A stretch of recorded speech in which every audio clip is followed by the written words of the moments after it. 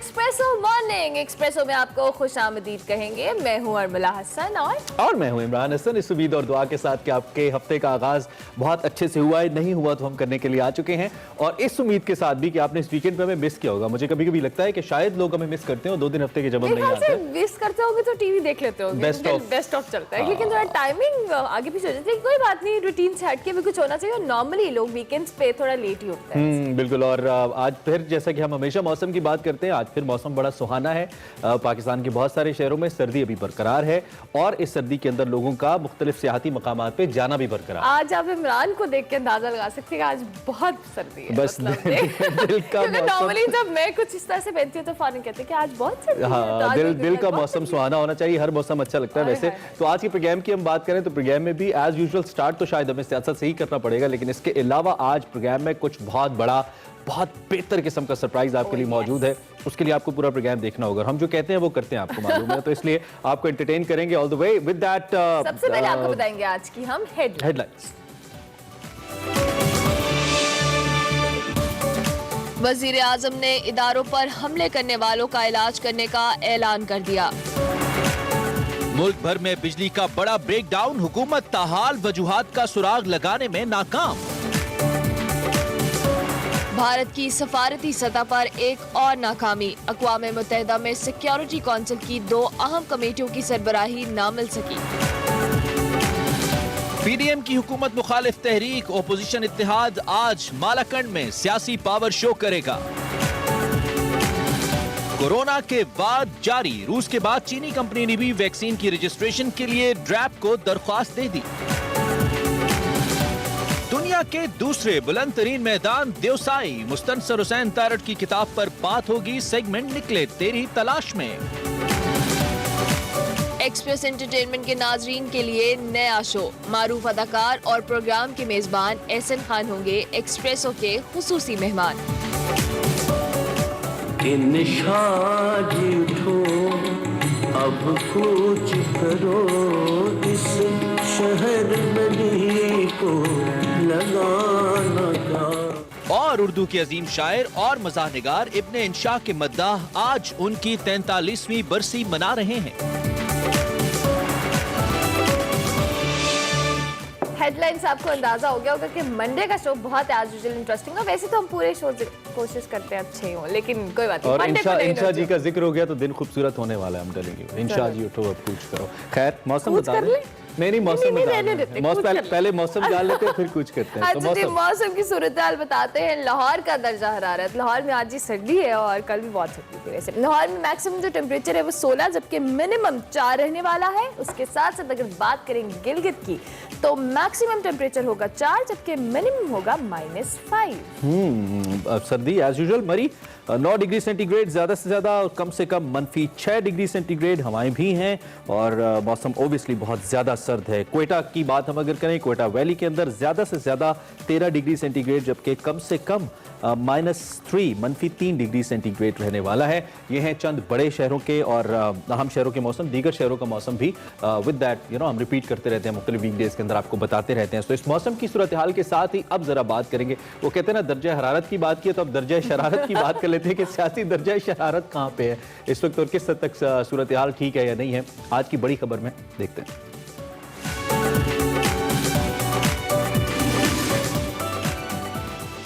सबसे पहले ओबियसली बात करेंगे सियासत की, और सियासत में पीडीएम की। इस तहरीक का दूसरा मरहला जारी है। आज ओपोजिशन इत्तेहाद खैबर पख्तूनख्वा के इलाके मालाकंड में जलसे करने जा रही है। बिलावल भुट्टो जरदारी पीडीएम तहरीक में दोबारा शिरकत कर रहे हैं, जबकि रैली की सूरत में मालाकंड पहुंचेंगे। लेकिन मरियम नवाज लाहौर में ज़िमनी इंतखाबात की वजह से मुतल्लिक इजलास की वजह से जलसे में शिरकत नहीं करी। दूसरी तरफ वजीर आजम ने पीडीएम को एक बड़ा पैगाम दे दिया है कि इदारों पर हमले करने वालों को नहीं छोड़ूंगा, इदारों के खिलाफ बयानबाजी करने वालों का इलाज होगा। वजीर दाखिला शेख रशीद ने पीडीएम को चैलेंज किया है कि अगर हिम्मत है तो रावलपिंडी आए। उधर साल बदल गया है, लेकिन अगर हम इंटरनेशनल एरिना पे बात करें तो भारत के काले करतूत अभी तक नहीं बदले और भारतीय फोर्सेस की एलओसी पर बिला इश्तियाल फायरिंग का सिलसिला भी जारी है। 2 सेक्टर्स में भारी हथियारों से सिविल आबादी को निशाना बनाया गया, जिसके नतीजे में एक ही खानदान के 2 अफराद जख्मी हुए हैं। दूसरी जानिब तासुब पसंद मोदी सरकार को सिफारती महाज पर एक बड़ी नाकामी का सामना करना पड़ा है। सिक्योरिटी काउंसिल की 2 अहम कमेटीज की सरबराही नहीं मिल सकी है और रुकन ममालिक ने भारत पर अदम एतमाद का इजहार किया है। ये बहुत क्रिटिकल सिचुएशन भारत के लिए इस लिहाज से भी है कि अब भारत मुसलसल जिस अमल पे मेहनत कर रहा था एक अपना तशख्खुस बेहतर करने के लिए और पाकिस्तान का इमेज खराब करने के लिए, मुसलसल भारत को सुबकी हो रही है स्टेज पे। इसी हवाले से हम डिस्कशन करेंगे। हमें ज्वाइन किया वज़ीर ख़ारजा शाह महमूद कुरैशी साहब ने। बहुत शुक्रिया शाह साहब, a very morning, thank you so much कि आपने हमें एक्सप्रेसो में एक बार फिर से ज्वाइन किया। शाह साहब, अगर हम इंटरनेशनली बात करें, भारत को एक बार फिर सुबकी का सामना करना पड़ रहा है। दूसरी तरफ अगर हम बात करें तो भारत एक्सपोज भी बहुत हो रहा है। जिस तरह से ये बिला इश्तियाल फायरिंग की जा रही है एलओसी पर और खानदानों को निशाना बनाया जा रहा है, सिविल आबादी को निशाना बनाया जा रहा है। एक तरफ तो इंटरनेशनल लॉस की खिलाफ वर्जी हो रही है, दूसरी तरफ अगर हम बात करें तो ये सारे मामलात पर पाकिस्तान की क्या हम ओपिनियन कहेंगे और जिस तरह से एक्सपोज हो रहा है भारत दुनिया के सामने? ये एक्सपोज तो वो यकीनन हो रहा है। दुनिया देख रही है कि उसका किरदार क्या है, कि वो इस खत्ते के अमन को तहबाला करने की मुसलसल कोशिशें कर रहा है। वो पाकिस्तान में दहशतगर्दों की पुष्पनाही कर रहा है। वो अफगानिस्तान में एक स्पॉइलर का किरदार अदा कर रहा है और नहीं चाहता कि वहाँ इस्तेहकाम हो, वहाँ अमन हो। इसके बावजूद पाकिस्तान भारत का हर महाज पर, सफारती महाज पर मुकाबला कर रहा है। आपने जैसे कहा, एक तासुर उन्होंने देने की कोशिश की और मैंने कल एक खबर देखी जिसमें उन्होंने कहा कि भारत को, जो कि अब सिक्योरिटी काउंसिल का मेंबर बन चुका है, नॉन परमानेंट मेंबर बन चुका है, उससे बड़ी कामयाबी मिली है और 3 बड़ी अहम कमेटियों की उसे सदारत करने का मौका मिलेगा। पहली बात तो ये है कि जो सिक्योरिटी काउंसिल का निज़ाम है उसमें तकरीबन 30 के लगभग सब कमेटीज और सब्सिडरी कमेटीज होती हैं जी। अब उसमें कुदरती बात है, भारत अगर मेंबर है तो उसको नुमाइंदगी तो मिलनी है और उसको जिम्मेदारी तो मिलनी है।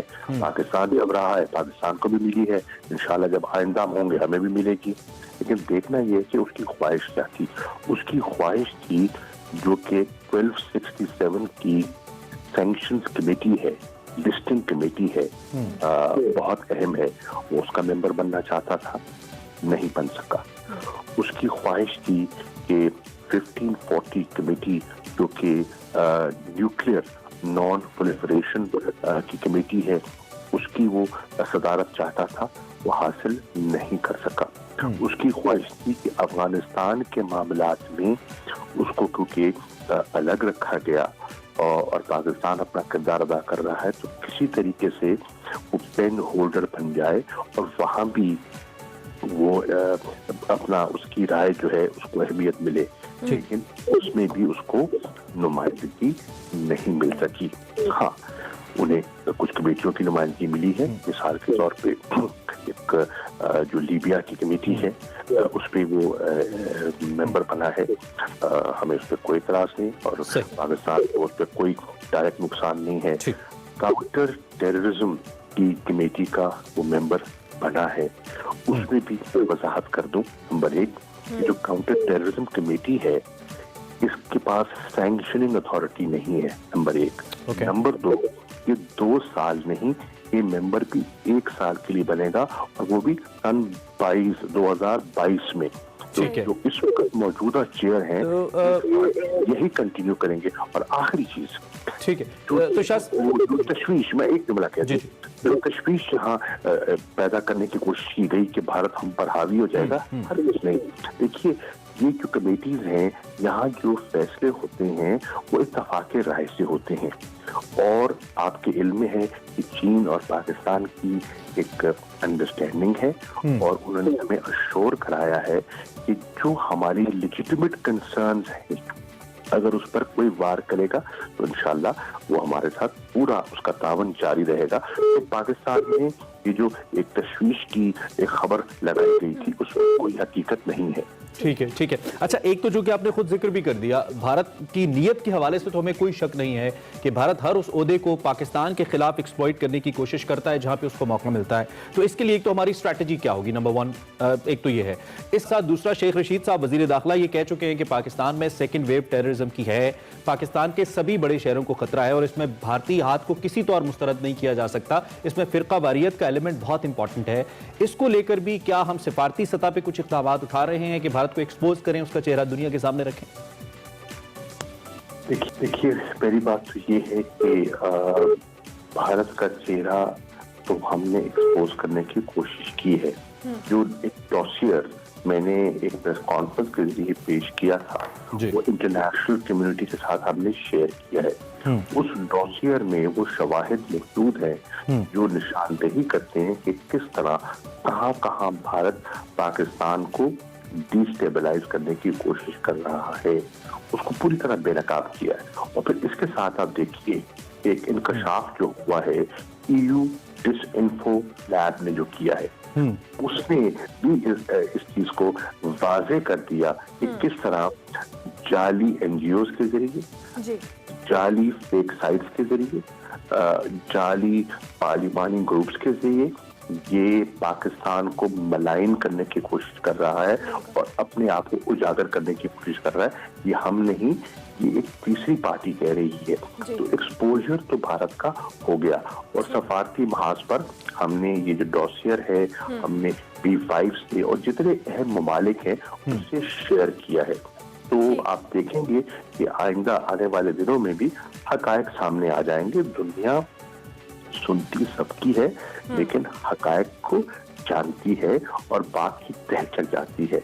इंशाअल्लाह आपने कहा हम क्या करेंगे, हम इनको भारत को न सिर्फ सफारती तौर पर एक्सपोज करेंगे, हमारी कोऑर्डिनेशन है हमारे दोस्तों के साथ, अक़वाम मुत्तहिदा की सतह पर, सलामती काउंसिल की सतह पर, और इंशाअल्लाह हम पाकिस्तान के मफादात का दिफा करने की पूरी सलाहियत रखते हैं। ठीक हो गया। शाह साहब, चूंकि मैं नेशनल पॉलिटिक्स की तरफ आने से पहले अमेरिका की अगर हम बात करें तो 20 जनवरी को जो बाइडन हल्फ उठाने जा रहे हैं, इस हवाले से वज़ीर आज़म ने भी हिदायत की है कि अमरीकी जो नई एडमिनिस्ट्रेशन है उसके साथ ताल्लुकात को इस्तेमाल किया जाए।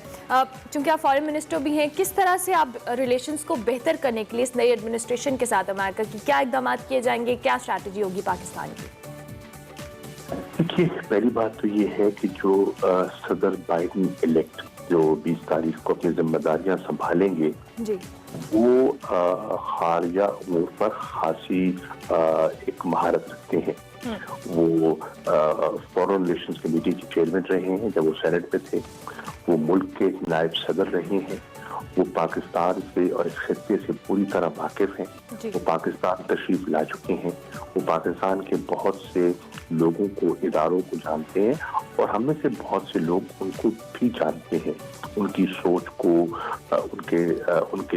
उनकी जो वैल्यूज हैं उनको हम समझते हैं। ऑब्वियसली जब नई एडमिनिस्ट्रेशन आएगी, अपनी जिम्मेदारियां संभालेगी, तो पाकिस्तान का उनसे इंगेज करने का इरादा है। आपके इल्म में है कि इस एडमिनिस्ट्रेशन ने फैसला किया था कि ट्रांजिशन पीरियड में वो किसी से इंगेज नहीं करेंगे, जैसे ही वो जिम्मेदारी संभालेंगे तो वो इंगेज करेंगे।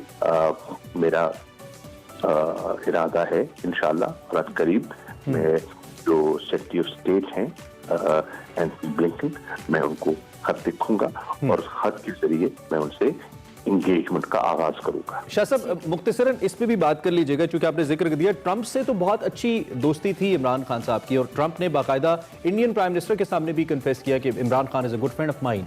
जो बाइडन और ट्रंप की बहुत मुखालिफत है, उन्होंने मानने तक से इनकार किया। तो नई एडमिनिस्ट्रेशन के साथ हम एडजस्ट कर पाएंगे, क्योंकि पहले हम थोड़ा ज्यादा तारीफी सिलसिलों में रहे हैं, अमूमी तौर पर हमने देखा है, मुश्किल तो नहीं होगी हमें?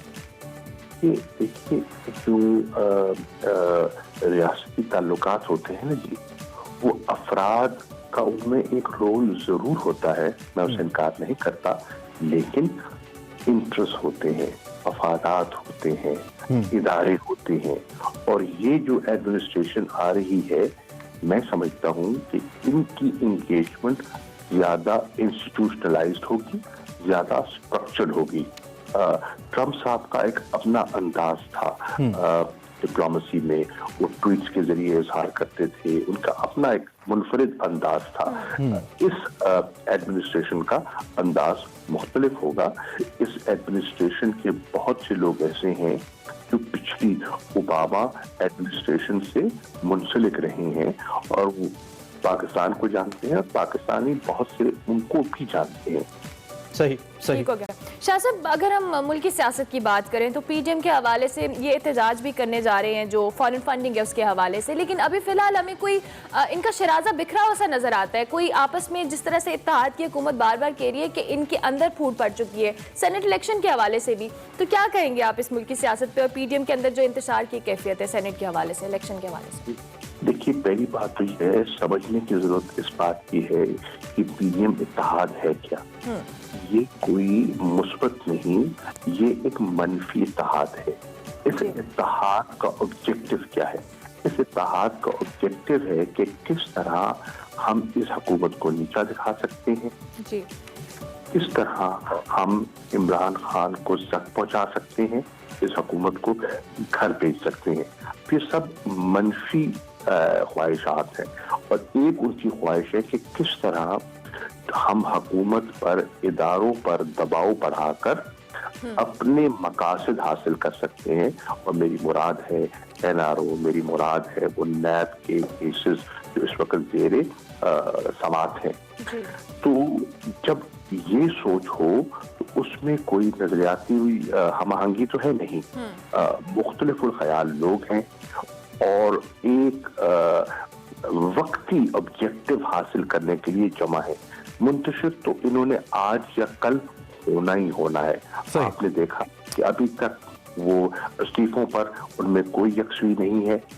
आपने देखा कि अभी इलेक्शंस पर ये बिल्कुल बजिद थे, लेकिन अब मुस्लिम लीग नून ने भी कह दिया है कि वो ज़िमनी इंतखाबात में भी हिस्सा लेंगे, सेनेट के इलेक्शन में भी हिस्सा लेंगे। तो पीडीएम के जो सदर है मौलाना फजल रहमान, उनके जो दो मेन ऑब्जेक्टिव्स थे कि फौरी इस्तीफे और उसमें मरियम बीवी भी शामिल है, वो ऑब्जेक्टिव पूरा ना हो सका। सही सही। दूसरा ऑब्जेक्टिव था कि हम लॉन्ग मार्च करेंगे। लॉन्ग मार्च पे भी अभी कोई फैसला हतमी नहीं हुआ। 31 तारीख को जब डेडलाइन मुकम्मल होगी वो मिल बैठेंगे और फिर फैसला करेंगे। ठीक है, तो इससे जाहिर क्या होता है, ये डिले क्यों हो रहा है? वो डिले इसलिए हो रहा है कि उनमें अभी तक इत्तेफाक दिखाई नहीं दे रहा। सही सही सही। शाह महमूद कुरैशी साहब, बहुत शुक्रिया, आपने अलग हमें ज्वाइन किया और इंतहाई अहम मौज़ूआत पे जिसमें मुल्की और बैनुल-अक़वामी मामलात शामिल है उस पर अपने ख्यालात का इज़हार किया। एक जानिब तो शाह साहब ने ये कहा कि पीडीएम के अंदर इंतशार मौजूद है, लेकिन दूसरी जानिब खैबर पख्तूनख्वा के अंदर मुसलसल बड़े पावर शोज कर रही है इस वक्त अपोजिशन। देखते हैं कि इसका रिजल्ट क्या होता है, आने वाले दिनों में क्लियर हो जाएगा। इसी नोट पर हमने ब्रेक लेनी है, ब्रेक के बाद आते हैं तो कुछ और मौज़ूआत आपके मुंतज़िर।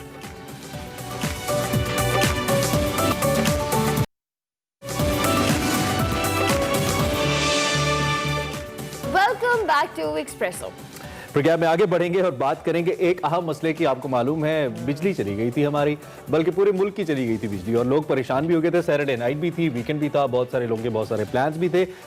हफ्ते की रात तकरीबन 12 बजे ये वाक़या हुआ जब गुद्दू पावर प्लांट में खराबी हुई। बिल्कुल, और एक सेकंड में बिजली का जो ट्रांसमिशन सिस्टम है वो बिल्कुल अचानक से 50 पे 0 से कह लें 50 से 0 पे आ गया और पावर प्लांट एक के बाद एक बंद होता चला गया।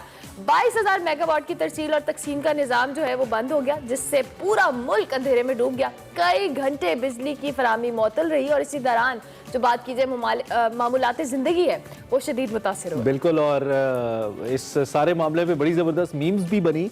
बहुत से लोगों ने इस पर बातें भी की और बड़ी फ़नी बातें भी की। ये कुछ हम दिखा देते हैं लोगों को। अरमला, आपको याद है बड़ी ज़बरदस्त मीम्स बनी थी? मैं तो लिटरली पढ़ के और मतलब इतना मैंने एंजॉय किया।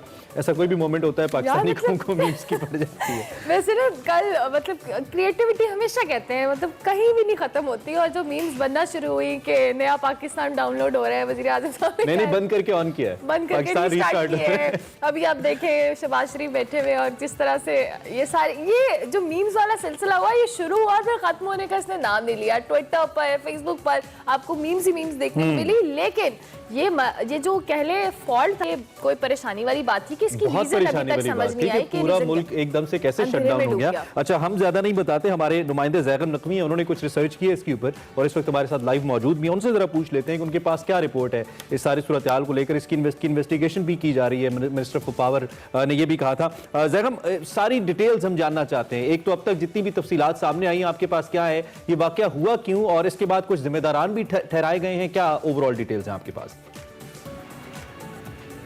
जी बहुत शुक्रिया। देखिए, जो हफ्ते की शब थी रात 11:41 पे गुद्दू पावर प्लांट में एक जो ट्रिपिंग होती है और उसके बाद पूरा मुल्क जो अंधेरे में डूब जाता है। जो इस वक्त तक जो इब्तदाई तहकीकात हुई हैं उसमें यही है कि गुद्दू पावर प्लांट पे उस वक्त एक जो उनकी टेक्निकल मेंटेनेंस चल रही थी और उस मेंटेनेंस के दौरान ही उन्होंने जो NPCC है, जो मेन सिस्टम है, उसको इतला किए बगैर सिस्टम को ऑन किया और जो स्विच यार्ड है उसमें ट्रिपिंग हुई और शॉर्ट सर्किटिंग की वजह से वहाँ पे पूरी एक जो ट्रांसमिशन का निज़ाम जो था वो दरम बरम हुआ और उसकी वजह से जो पूरे मुल्क के जो पावर हाउसेज थे उन्होंने अपने अगर कहें कि हिफाजती इक़दाम के तौर पर वो बंद हो गया, लेकिन वो एक ऐसा लम्हा था कि पूरे मुल्क के तमाम पावर हाउसेज जो हैं वो शट डाउन हो गए और पूरा मुल्क अंधेरे में डूब गया। उस वक्त तो मुख्तलिफ जो अफवाहें थी वो तो जरूर गर्दिश कर रही थी, जैसे अभी आपने कहा कि मुख्तलिफ मीम्स भी बनी और मुख्तलिफ लोग जो है अपनी अफवाहें फैलाते रहे, लेकिन उसी वक्त जो फौरी तौर पर वजारत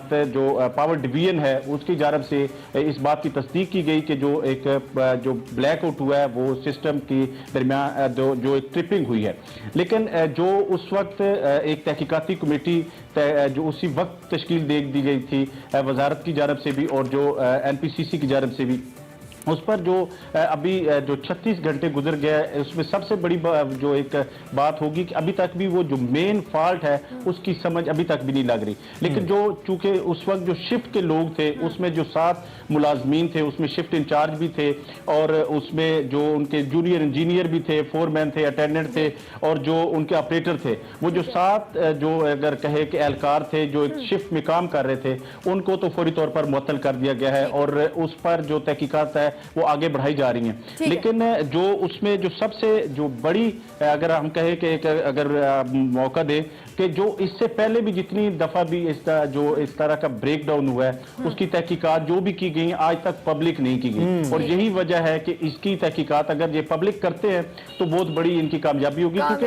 जो हो जाता है ब्लैकआउट हो जाता है माजी में भी, जिस तरह से आप अभी मेंशन करें कि तहकीकात होती है तो उसकी रिपोर्ट सामने नहीं आती है। शिबली फराज साहब कहते हैं कि जी ये माजी में बिजली की तरसील पे काम नहीं हुआ लेकिन इसकी पैदावार पर काम किया गया और ये जो ब्लैकआउट होना है इस पर भी सियासत हो रही है। क्या लगता है हमारा सिस्टम में इस तरह से मेजर ऑलरेडी ऐसा फॉल्ट था जो माजी की हुकूमतों पे डाला जा रहा है मलबा के जी ये इस पे प्रॉपर्ली उन्होंने वर्किंग नहीं की हुई थी या उस तरह के मामला थे?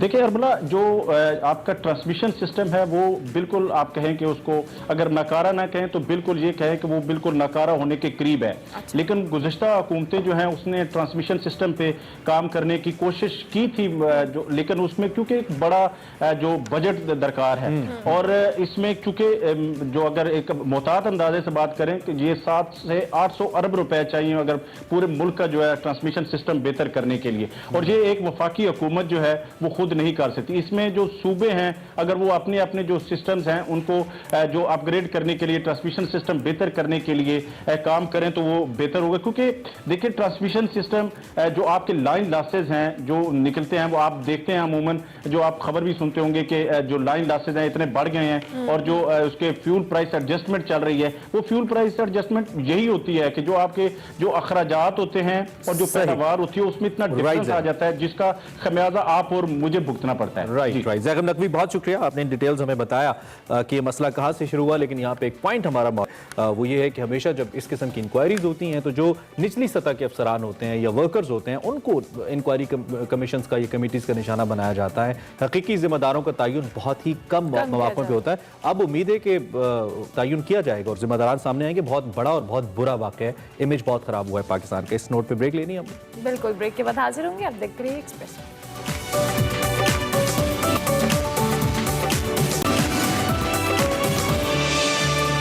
Welcome back to Expresso. आजकल हमारे प्रोग्राम का इंपॉर्टेंट हिस्सा होता है आपकी सेहत की बात करना और सेहत को लेकर कोरोना वायरस की बात करना एंड देन वैक्सीन की जो सूरत हाल है उस पर भी इसी तरीके से अब बात करते हैं आगे बढ़ते हुए। तो इस मौलिक वायरस के इस वक्त भी बदस्तूर बार जारी हैं, रोजाना कई जिंदगियों के चिराग गुल भी हो रहे हैं और इस वक्त अगर हम मुल्क भर में कंफर्म केसेस की बात करें तो वो 5 लाख से बढ़ चुके हैं। 5,04,293 लेटेस्ट फिगर जो हमारे सामने आया है। लास्ट 24 आवर्स के अंदर 1,877 अफराद इससे मुतासिर हुए हैं। इस वक्त जो एक्टिव केसेस हैं उनकी तादाद 35,246 है। अब तक 10,676 अमवात वाक़ई हो चुकी हैं, जबकि 4,58,371 जो अफराद हैं पाकिस्तानीज़ हैं वो इससे रिकवर कर चुके हैं। बिल्कुल, और अगर हुकूमत की बात की जाए तो हुकूमत जल्द वैक्सीन हासिल करने के लिए पुरुम्मीद नजर आ रही है। पहले मरहले में बात की जाए तो चाइनीज़ कंपनी है साइनोफार्म से वैक्सीन खरीदने और 2021 की पहली समाही में वैक्सीनेशन का अमल शुरू करने का ऐलान कर रखा है और पहले मरहले में फ्रंटलाइन हेल्थ प्रोफेशनल्स की वैक्सीनेशन की जाएगी। अब बात की जाए तो साइनोफार्म ने पाकिस्तान वैक्सीन की रजिस्ट्रेशन के लिए दरख्वास्त भी दे दी है। इससे पहले भी रूस ने अपनी तैयार करदा वैक्सीन की रजिस्ट्रेशन के लिए दरख्वास्त दी है। इस हवाले से मजीद हम बात करेंगे। हमें ज्वाइन किया है वज़ीर-ए-आज़म के मुआविन खुसूसी बराए सेहत डॉक्टर फैसल सुल्तान ने। Thank you very much doctor Faisal, very good morning. हम कोरोना के हवाले से जब भी बात करते हैं हम इसके साथ साथ अब चूंकि हम अवेयरनेस तो कर रहे हैं लेकिन उसके साथ साथ जब हम वैक्सीन की बात करें क्या डेवलपमेंट है पाकिस्तान की जो गवर्नमेंट है इस हवाले से हमें सीरियस तो बहुत नजर आ रही है, उस पर इकदाम भी किए जा रहे हैं। कब अवेलेबिलिटी होगी, क्या अपडेट्स हैं इस हवाले से लेटेस्ट? शुक्रिया जी। वैक्सीन को फराहम करने के लिए 3-4 अहम स्टेप्स थे। पहला स्टेप ये था जी कि ये तयन किया जाए कि वो कौन सी वैक्सीन हैं जो कि काबिल इस्तेमाल हैं या जिनकी एफिकेसी मौजूद है, सेफ हैं। उनकी एक शॉर्ट लिस्ट बनी। फिर उसके बाद एक कमेटी बनी जिसका काम इनके साथ नेगोशिएट करना था, इनको रीच आउट करना था, इनके तमाम जो मामलात हैं देखने थे कि इसमें से कौन सी कंपनी की प्रोडक्शन कैपेबिलिटी कितनी है, डेटा क्या आ रहा है, उसकी प्राइस क्या एक्सपेक्टेड है, अवेलेबिलिटी का टाइम फ्रेम क्या होगा और पाकिस्तान की अवेलेबिलिटी कैसे होगी।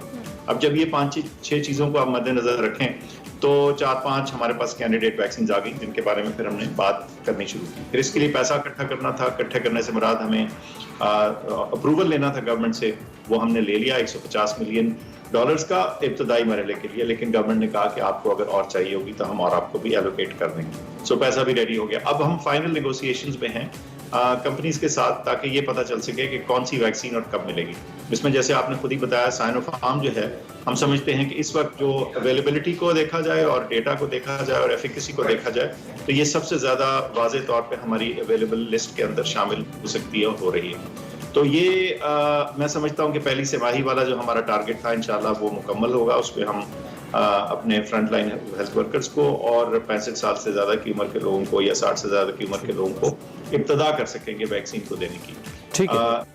तो ये टाइम फ्रेम इस वक्त है और इस पर बस एक्टिव एफर्ट जारी है और इंशाल्लाह जल्द आपको कुछ इस बारे में स्पेसिफिक डेट्स बताने की भी इंशाल्लाह काबिल हो जाएंगे। ठीक है डॉक्टर साहब, 2 हिस्से हैं मेरे अगले सवाल के। पहला तो ये है कि हम इस वक्त चूंकि कोविड की जब बात करें तो कह रहे हैं कि उसकी डिफरेंट फॉर्म सामने आ रही हैं। कुछ south African and UK strain हमने देखा है वो सामने आया है। तो हमारा बड़ा प्राइम कंसर्न रहा है कि क्या गवर्नमेंट इस पर फोकस कर रही है कि इनकेस ये वैक्सीन अगर इफेक्टिव खुदा न खास्ता नहीं होती या इसकी इफेक्टिवनेस कम होती है तो हमारी स्ट्रेटजी होगी, चूंकि ऑलरेडी हम we are running short of money with that, वसाइल कम है हमारे पास। तो इसके लिए हमारी क्या इस वक्त गवर्नमेंट की क्या स्ट्रेटजी है, नंबर 1। और नंबर 2, भारत जैसे ममालिक भी वैक्सीन अपनी बनाने के हवाले से कामयाबी के दावे कर रहे हैं, पाकिस्तान कहां तक पहुंचा है? क्या हम अपनी रिसर्च नहीं कर रहे, सिर्फ हम बाहर से खरीदने पे फोकस कर रहे हैं?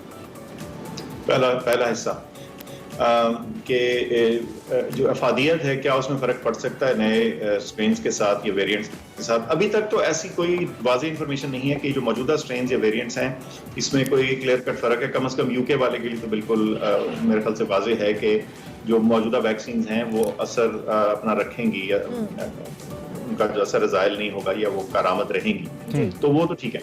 लेकिन जब अगर फर्दर कोई इसमें चेंजेस आती हैं और खुदा न खास्ता कोई ऐसी चेंज आती है जिसमें कोई वैक्सीन मौजूदा वैक्सीन जो है वो कारामद नहीं रहे तो नेचुरली फिर उसको दोबारा से जैसे कहते हैं थोड़ा सा रीएडजस्ट करना पड़ेगा सारे मामले को। कुछ टेक्नोलॉजीज ऐसी हैं जो इसको जल्दी रीएडजस्ट कर सकती हैं। ये जो आरएनए वाली वैक्सीन हैं ये बनी इस तरीके से हुई हैं कि इनको रीडू करना जरा थोड़ा सा आसान है, लेकिन फिर भी प्रोडक्शन कैपेबिलिटी लाना और उसको मिलियंस और बिलियंस में हमें तो दुनिया भर में तो बिलियंस में चाहिए ना, तो उसको करना इतना आसान नहीं होगा। लेकिन अभी तक तो ऐसी कोई चीज नहीं है कि ये वैक्सीन जो लग रही हैं ये कारामद नहीं रहेंगी। अभी तक तो ठीक है। ठीक है। दूसरी बात प्रोडक्शन की आपने कही, जी। बिल्कुल सही बात है। हमसाए मुल्क में उन्होंने उनके पास एक आध इंस्टीट्यूट ऐसी है जहां वो दुनिया भर के लिए वैक्सीन बनाते हैं। उस पर उन्होंने पुरानी इन्वेस्टमेंट कर रखी है कई सालों दिहाइयों से, और उसका वो मेरे ख्याल से फायदा उठाएंगे। हम भी कुछ इस एफर्ट को अपने एंड पे भी आगे लेके चलने की कोशिश कर रहे हैं ताकि आइंदा आने वाले सालों में हमारी डिपेंडेंस जो है वो बैरूनी सोर्सेज पे ना रहे और हम खुद भी कुछ अपनी वैक्सीन। अच्छा डॉक्टर फैसल, अब चूंकि गवर्नमेंट ने प्राइवेट कंपनीज को वैक्सीन के हवाले से भी कहा है कि वो प्राइवेट वैक्सीन को मतलब खरीदने की इजाज़त दी है, क्या मैकेनिज्म होगा जो प्राइवेट कंपनीज वैक्सीन खरीदेंगी और उसकी जो भी मामलात होंगे उस हवाले से भी अपडेट कीजिएगा। बिल्कुल, देखिए हमने तो उसूली जो इजाज़त है वो तो है ही है, लेकिन उसमें उसका जो तरीकाकार है उसको वाज़ेह भी कर देते हैं, क्योंकि इस मौजूदा सिचुएशन के लिए थोड़ी फास्ट ट्रैक या एक तेज अप्रूवल का प्रोसेस चाहिए होगा, इमरजेंसी अप्रूवल का, तो वो मौजूद है। अच्छा, उसका क्या है? सबसे पहले तो ये कि वो अवेलेबल हो वैक्सीन किसी को सप्लाई करने के लिए। फिर कोई कंपनी सामने आए और वो कहे कि हम ये इसको रजिस्टर करते हैं, हम ओन करते हैं इसको और हम इसको रजिस्टर करते हैं, और फिर जो रजिस्ट्रेशन का प्रोसेस है ड्रैप में, जिसको अब इलेक्ट्रॉनिक कर दिया गया है, तो उसके अंदर शामिल हों और फिर वो अपना डेटा दिखाएंगे। और अगर डेटा ऐसी जगह से आ रहा है जो कि एक मुस्तरद इदारा है जैसे FDA वगैरह, तो वो तो ऑटोमेटिकली बड़ी जल्दी हो जाता है। और अगर कोई ऐसी सोर्स से है जहाँ की जो रेगुलेटरी इदारा है उसको इतना मुस्तनद नहीं तस्वर किया है, तो फिर हम ओरिजिनल डेटा मंगा के हमारी अपनी एक्सपर्ट कमेटी है उसको इवैल्यूएट करके तो अप्रूव कर देगी। तो इसलिए खासा उसको फास्ट ट्रैक और एफिशिएंट रखा गया है, लेकिन साथ साथ ये भी इंश्योर करना है कि जो भी वैक्सीन अप्रूव हो वो उसकी सेफ्टी तो पता तो हो कि वो काम करती भी है कि नहीं, और उसका कोई मुज़र असर तो ज्यादा नहीं। ये सारी चीजें मद्देनजर रख के अप्रूव। अच्छा ठीक है डॉक्टर साहब, पिछले सवाल से लिंक करूंगा जो आपने जवाब दिया कि हम पाकिस्तान इस सिलसिले में अपना रिसर्च वर्क कर रहा है, कहां तक पहुंचे हैं? कौन से ऐसे इदारे हैं जिनको गवर्नमेंट ने अब तक एंगेज किया है? अब तक हमें कितने रिजल्ट्स मिले? और अगर कोई ऐसा इदारा नहीं है, जिस तरह आपने भारत का रेफरेंस दिया, तो क्या हुकूमत ऐसा इरादा रखती है कि आने वाले किसी वक्त में ऐसा कोई इदारा बनाया जाए? वक्त की अहम तरीन जरूरत है, क्योंकि ये वबाओं के आने का सिलसिला तो साइंटिस्ट कह रहे हैं कि अब ये रुकेगा नहीं, वायरसेस शक्ल चेंज करते रहेंगे, चैलेंजेस फेस होते रहेंगे, तो इसके लिए क्या करिएगा? बिल्कुल जी, इसमें दो तरह की एफर्ट्स चाहिए। बहुत अहम बात है, और मैं बताऊं हम बहुत इतनी बातें कर रहे हैं, शायद इन सारी बातों में मुमकिन है ये सबसे ज्यादा अहम सवाल आता है, वो है सेल्फ रिलायंस का, ना सिर्फ वैक्सीन में बल्कि दवाइयों में, दीगर टेक्नोलॉजीज में। अभी आपने कल देखा कि यहाँ एक स्पेशल टेक्नोलॉजी जोन का इनकाद हुआ इस्लामाबाद में चंद दिन पहले, उसको इनॉग्रेट किया गया, वज़ीर-ए-आज़म ने खुद इनॉग्रेट किया। मकसद क्या है? मकसद ये है कि वो तमाम इमर्जिंग और नई टेक्नोलॉजीज जिनको फास्ट स्टार्ट करने की जरूरत है, जिसके लिए बहुत अच्छी काबिलियत और कैपेबिलिटी और इन्वेस्टमेंट लाने की जरूरत है, वो रेड टेप की नजर ना हो जाए, इतना सा मकसद है।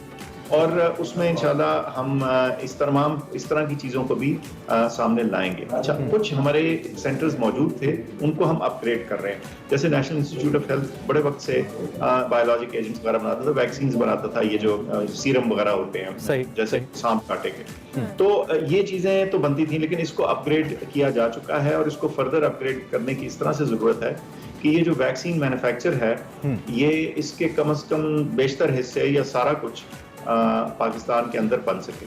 इसमें इन्वेस्टमेंट लोगों में, टेक्नोलॉजी में, सिस्टम्स में, और एक रेड टेप से पाक सिस्टम में इसकी ज़रूरत है, वरना इसके बगैर ये चीज़ें बनती नहीं। अच्छा, लेकिन गवर्नमेंट से हट के ये भी मैं आपको बताऊं कि हमें अपने प्राइवेट सेक्टर को एनकरेज करने की ज़रूरत है कि वो इस तरह की चीज़ों की प्रोडक्शन में, लोकल प्रोडक्शन में शामिल हो सकें, वरना ये कब तक हम दुनिया भर से खरीद के चीज़ें महंगे दामों से लेते रहेंगे, फिर कीमतें भी ज़्यादा होती हैं और हम डिपेंडेंट भी रहते हैं। ठीक है। अच्छा डॉक्टर फैसल, क्विकली हम हमसे ये भी जानना चाहेंगे आपसे कि वैक्सीन को मुनज़्ज़म तरीके से लगाने के लिए एक सिस्टमैटिकली एक सॉफ्टवेयर लॉन्च किया जा रहा है, बेसिकली ये सॉफ्टवेयर है क्या? हमारे देखने वालों को इस हवाले से भी आगाह कीजिएगा।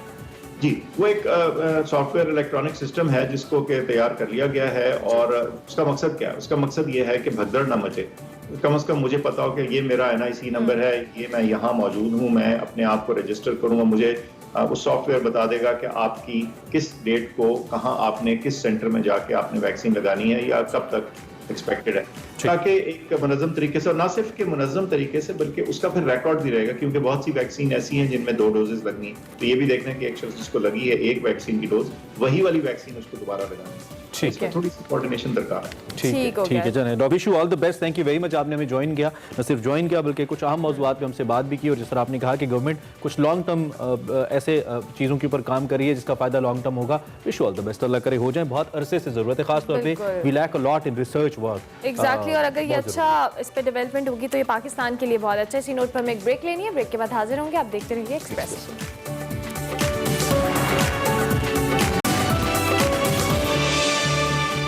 Welcome back to Expresso. और अब कुछ सियासत की बातें की, सेहत की बात की, और आज थक गए हम। आज हम म्यूजिक सुनेंगे। आज हमारा मूड म्यूजिक सुनने का लेकिन है, म्यूजिक तो में हम एक उड़ते सितारे से- बिल्कुल उड़ता सितारा हमारा सेगमेंट है, उसमें सुनेंगे आज।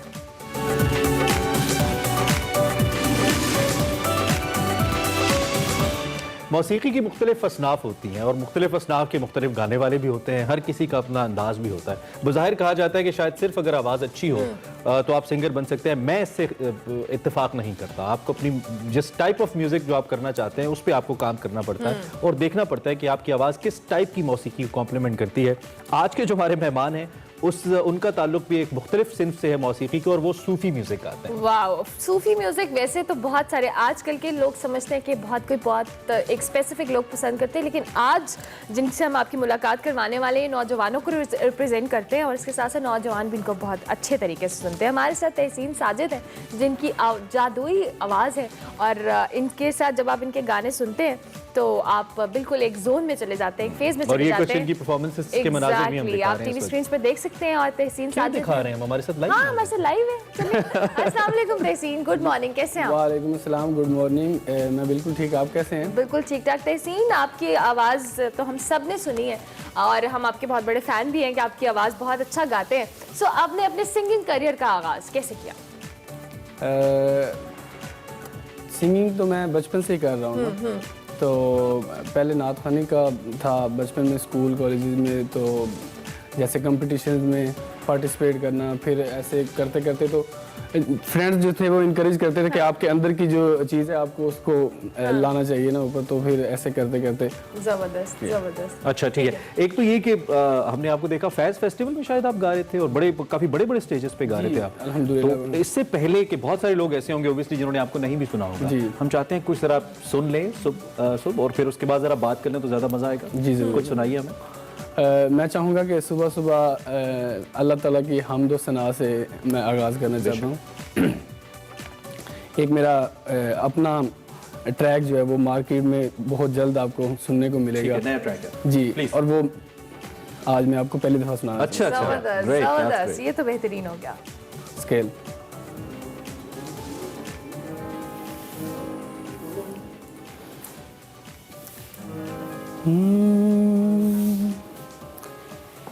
कुन कह दे मेरे मौला, कुन कह देना,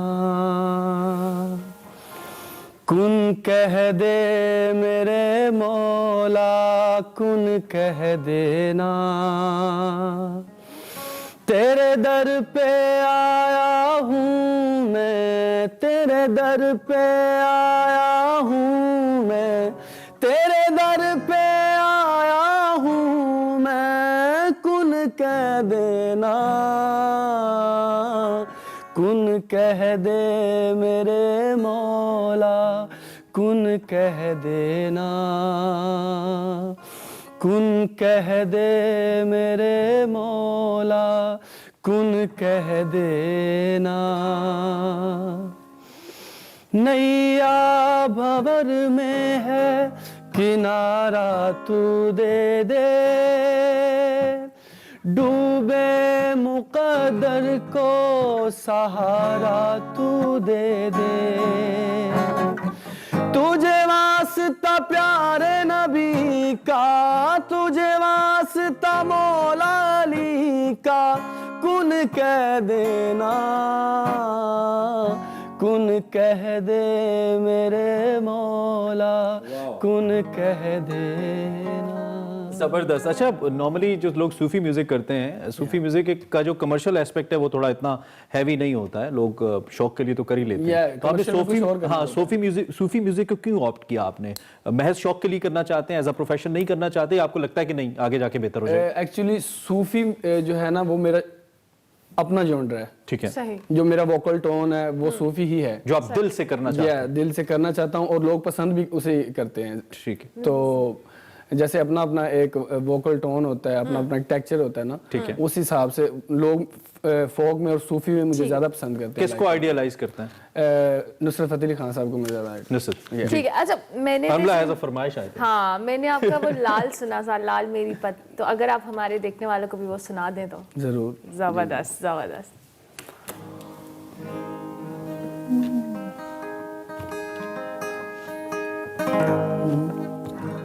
ओ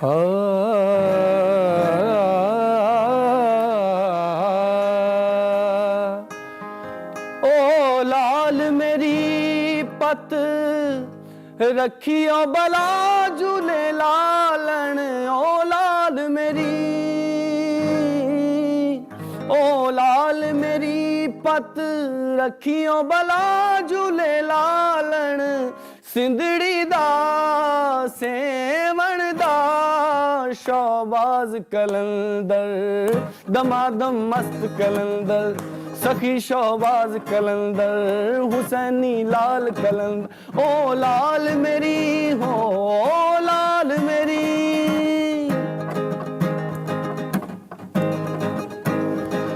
हो उचड़ा रोजा पीरा तेरा, उचड़ा रोजा पीरा तेरा, हेठ वगे घड़ी आल बला झूले लालन, सिंधड़ी दा सेवण दा शौबाज कलंदर, दमादम मस्त कलंदर, हुसैनी लाल कलंदर, सखी शौबाज कलंदर, अली दम दम दे अंदर, ओ लाल मेरी हो, ओ लाल मेरी। बहुत जबरदस्त, बहुत ही खूबसूरत। वैसे तो सूफिया का कलाम जब हम सुनते हैं हमें समझ आता है कि वो क्या बात, क्या मैसेज देते हैं। आप बीइंग एन आर्टिस्ट सूफी कलाम को गाते हुए आपके ख्याल में क्या मैसेज है सूफिया की इस शायरी में जो लोगों तक पहुंचना चाहिए? क्विकली। सूफी उनका एक जो तसव्वुफ होता है ना, जो सूफिया हमें यही मैसेज देते हैं कि इंसानियत जो है वो सबसे पहले प्रायोरिटी जो है वो इंसानियत है। चाहे वो म्यूजिक हो, चाहे कोई भी आर्ट हो, उसका सबसे पहले। आपको यहाँ पे आकर बहुत अच्छा लगा एंड हमारी बेस्ट विशेस आपके लिए। गाना रिलीज करें तब भी आइएगा ताकि हम आपको बुलाते रहें और इसी तरह से आप अपनी आवाज लोगों तक पहुंचाते रहें। Wish you great luck brother. Thank you very much.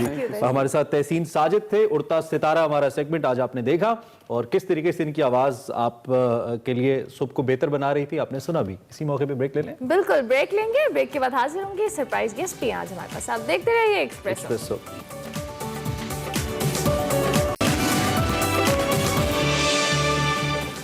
Welcome back to Expresso. एक छोटी सी ब्रेक के बाद हम आ गए और 10 बजे के बाद भी नहीं, अब तक की सबसे लंबी ब्रेक थी ये, पिछले पूरे घंटे की। खैर, इस उम्मीद के साथ कि आप बिल्कुल ठीक ठाक है और सेकंड आवर में हमारे साथ है प्रोग्राम के और सरप्राइज अपनी जगह पे मौजूद है, हिलने का नहीं है। आपको बिल्कुल ऐसा कुछ हम सरप्राइज देंगे कि आपको मजा आ जाएगा, सुबह बहुत अच्छी हो जाएगी। इससे पहले कि हम मजीद कुछ बात करें, फिल वक्त हमने देवसाई की बात करनी है। दुनिया का सबसे सेकंड नंबर पे सबसे ऊंचा मैदान है जहाँ पे निकले तेरी तलाश में सेगमेंट में हम बताते हैं कि वहाँ पे क्या अहम है और आपको क्यों देवसाई जाना चाहिए। सो देखते हैं आज का निकले तेरी तलाश में।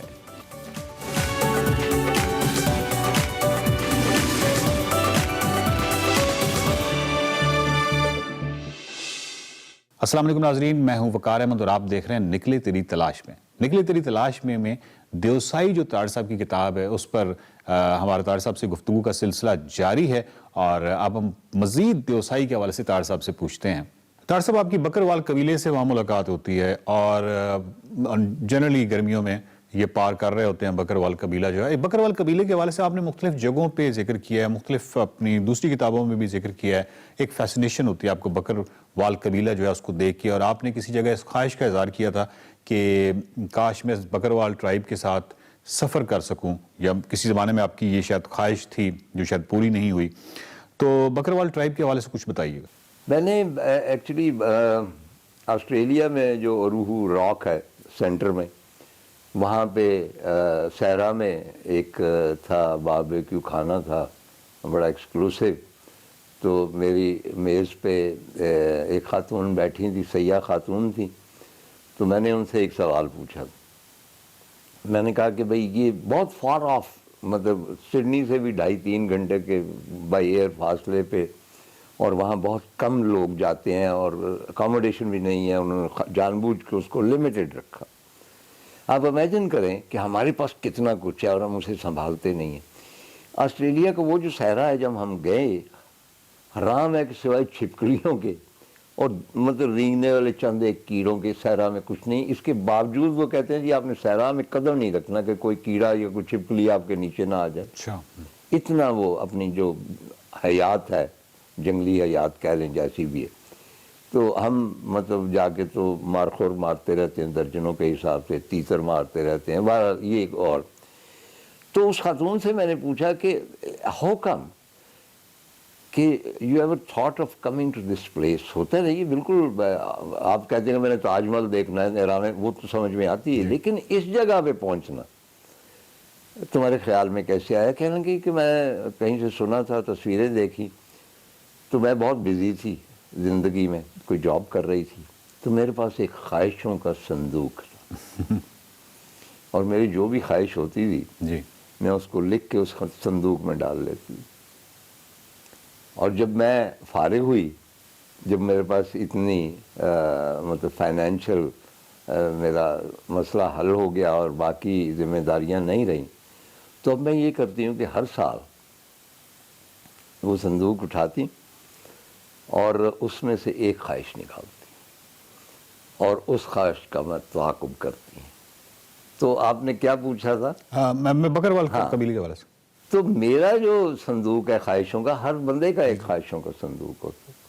कईयों ने उसे खुफिया रखा होता है, कई मेरे जैसे होते हैं उसका तज़किरा कर देते हैं। तो मेरा जो ख्वाहिशों का संदूक है उसमें भी बहुत सारे नोट्स पड़े हुए हैं, बड़े मखतूते पड़े हुए हैं जिन पर मेरी ख्वाहिशें दर्ज हैं। तो उनमें एक ख्वाहिश ये भी थी कि मैं ये जो खाना बदोश है इनके साथ सफ़र करूँ। मेरी एक किताब का नाम भी खाना बदोश है। मैंने बेटे का नाम सल्जूक भी इसीलिए रखा कि वो गडरिये थे, सल्जूक जो थे खाना बदोश थे। और वो किताबें जो मैं पढ़ता था, जो मेरी फेवरेट थी, मतलब मिशनर की कैरवान्स, जिसमें तोची खाना बदोशों का तज़किरा, इसी तरह और हमारे जो ये कागान में जो खाना बदोश जा रहे होते हैं, इसी तरह ये खाना बदोश जाते थे अपना देवसाई और पार उतर के स्कर्दू में उतरते थे, वहाँ कुछ अपने बकरियाँ वगैरह भी फ़रोख्त करते थे। फिर मुझे मालूम नहीं कि किस रास्ते से वापस जाते। तो आई वॉज इंटरेस्टेड कि इनका पता किया जाए। मैंने पता किया, मालूम हुआ कि जेलम के आसपास से ये इनका सफ़र शुरू होता।